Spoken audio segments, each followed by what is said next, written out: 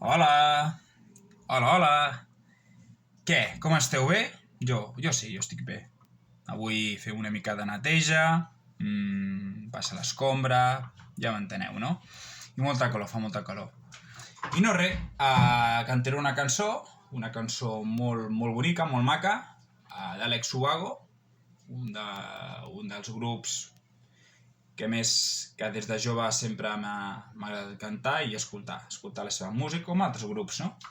Tant en català com en castellà. Bé, cantaré una cançó que es diu Sin salida. I diu així.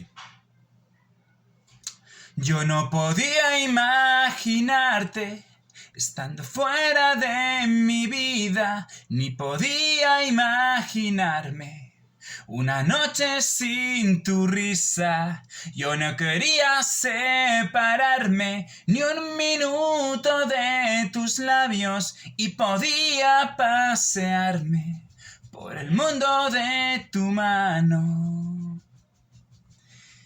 Yo no quise hacerte daño, pero el tiempo me ha engañado y mi vida va cambiando y cambiando.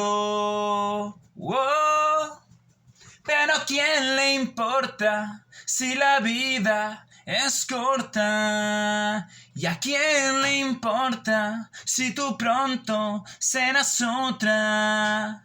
Yo no podía imaginarte estando fuera de mi vida y ahora tengo que encontrar yo la salida.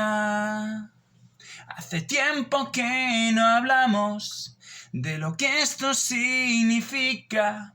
Para mí no es algo en vano, pienso en ello cada día.